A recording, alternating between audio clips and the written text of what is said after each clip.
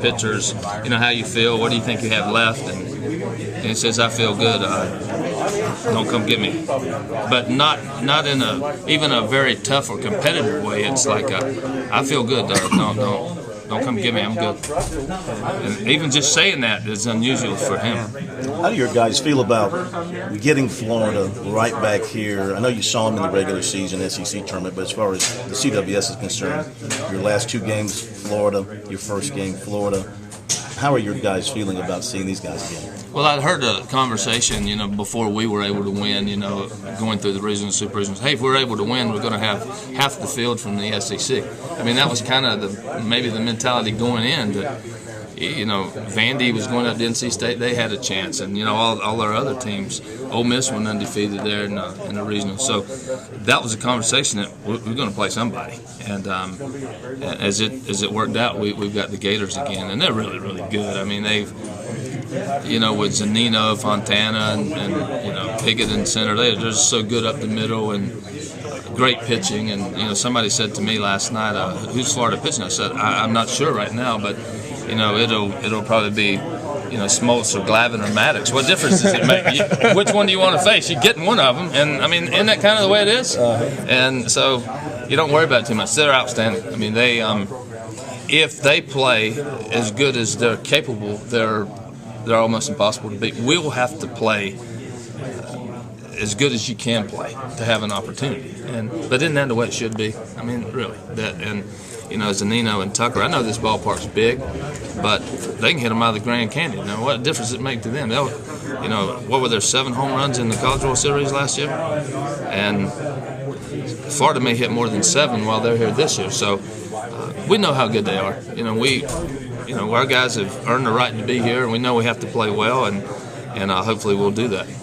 Roth did a number on them in your series in Columbia, and Johnson did a number on you guys. So, I mean, if they're both on the top of their games, anybody going to score? Well, you would think that if both guys were really, really sharp, it would be low scoring, and that's when a play comes into the frame and a bunt or a good play in the alley somewhere. That's what it comes down to. But that's good baseball. You've trotted Matt Price out there as a starter before. What's the big difference between him starting and leaving? Is there some kind of change in him that makes him more effective? Well, I think there is. I don't think he's as good as a starter, not because the stuff isn't there or not because of he's not capable. Just since I've been around him, he's always better when the pressure's the greatest. And his personality, really, you wouldn't think that. He's very calm and even keel. Even on the mound, he doesn't show a lot of emotion. Every once in a while, if he gets the last out or something, he'll show a little bit. But he just seems to pitch better when it's a 1-run lead or tied. You give him a 4 or 5-run lead, he's normally not as good. And he didn't pitch very well at Arkansas when we won the 3rd game. We put him in to try to finish it up, and we had a 6 or 7-run lead, and that it just didn't seem to be as good. And you don't know why that is, but I see it a lot in the big leagues. If you give a closer some work because he hadn't worked in a few days, he doesn't seem to be as good. If it's just a day to go get your work, and Matt just seems to be at his best when times are the most critical. What do you think you're going to get from Grinder? He's getting close. I think he's maybe almost there. I don't know if he's 100%, but he blocked a little bit yesterday, which is not maybe a good idea at this point in the year that you're working on blocking drills, but we need to see his flexibility. So Coach Espo had him blocking a little bit yesterday. I was paying attention, and I think he was a little bit tentative, but we still got a couple of days before we play, and I think he's excited to be back there. That being said, Rosenberg's been pretty good for us, so we may have a decision to make. But if you were playing today, you'd go with Rosenberg? Today I probably would, just because I thought he was a little bit inflexible yesterday. But that's not to say that he couldn't go in the game. The last couple of weeks he couldn't go in behind the plate. He could have pitched it, but he couldn't go in defensively. But now I think he can. What about DHing with him? It's a possibility. That's a possibility. We go with matchups a little bit, but this day and age we've got numbers for everything, and sometimes I can't make a decision. I just go with the numbers now. Coach, did you get the feeling at all in the times that you played Florida this year that the history with them, the championship series last year, was it any kind of a factor in the minds of your guys or their guys? I don't think so. I know that, the fact that we won, they would love to win. I get that, but I have tremendous respect for their players and Coach O'Sullivan. I really do. I'm not just giving you coach speak right now, but how can you not like Mike Zunino, the way he handles himself and plays the game?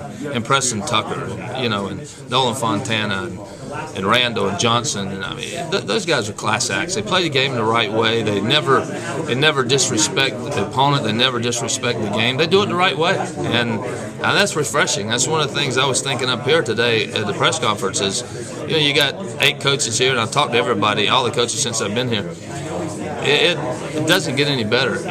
Teams that play the game hard, they play it the right way, they respect each other, they respect the game, and I think that's great. And certainly the players at Florida are like that, and that's a reflection on them and Coach O'Sullivan. That's impressive. You certainly know you so well that he knows what you're going to do in certain situations, and you know him so well. You know what he's going to do in certain situations. And if that's the case, you have to kind of think outside the box when you face each other. Yeah, I catch myself thinking that way more than anything else now, is I'm predictable.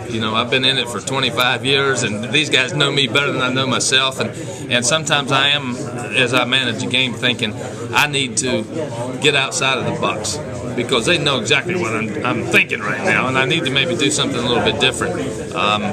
But I think I know how he manages a little bit too. But this time of year, you have to try to do something a little bit different. And the thing I tell my players all the time now is, we may not win, but we're going to try to win. Which means you can make a mistake, you can make a move, you can try to do something that doesn't work. It could backfire. But at the end of the day, I think that gives you a better chance than to be tentative and hope some good things happen. You got to try to create something, and if it doesn't work, you tried to win. Ray, we talked last week about Jackie Bravin's big hit, but that was just one of so many moments. Ross complete game, Blake Cooper stepping up 3 times, and last year Wingo's plays, Jake Williams' throw. Just so many unique plays out of those 2 years. Do you ever step back and just think about it and say, how did these teams do that? They just stepped up in every moment. Yeah, it is incredible. And I've coached for a long time now. I can still remember, in the rubber game in Palo Alto in 2001, where Trip Kelly hit one off the center field fence at the top of the fence, and it stayed in. We lost 3-2. It goes out, we win, and we have another trip to the College World Series. So it's a fine line between something good happening and something that doesn't happen for you. And we've had our share of good things.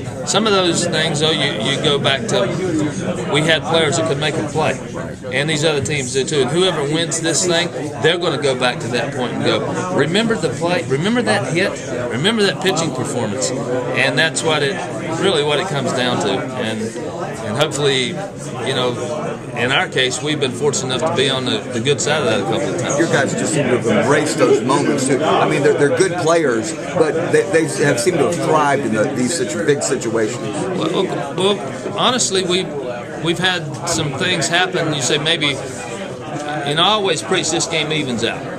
And maybe we've had more than our share of evening out, with Barry's pick and Jake's throw and Wingo's defense up the middle and that kind of thing. It's hard to explain. But then you say to Matt Price or John Taylor, hey, I made that pitch so you could get that ground ball. So, that, you have to have a good team, but you have to have some good things happen too. Have you heard from any guys from last year, 2 years ago, who aren't with you, who called you to wish you some luck or some words of inspiration? Yeah, I've gotten a few texts here and there. Morales has been the ringleader. He was on me from day one, and he sent me 2 texts that made an impact on me. One he sent me he said, I finally realized you're a decent coach because you're going back to the World Series without me. And then he sent me another one saying that don't go out there and be just happy to arrive in Omaha. Go out there and win the thing. Again. So he's putting his competitive fire to the test out in Arizona right now. But it's good to hear from those guys. Ray, it's been about a year since Christian broke his hand and did his thing.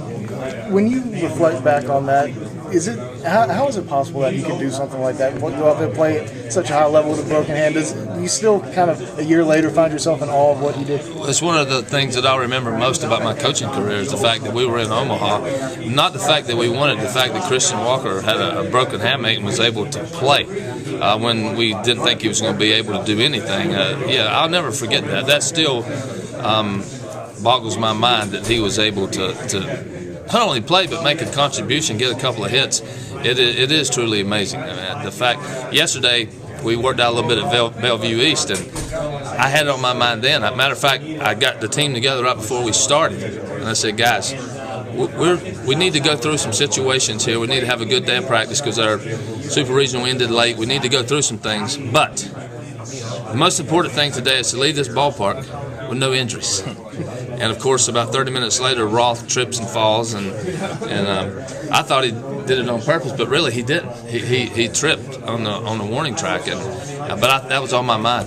Christian Walker was on my mind when we finished stretching. Let's get through this thing and get our work in and get out. Did you see the video of Rivera out there on the warning track and what happened to him? And you're letting Roth out there? I did see that.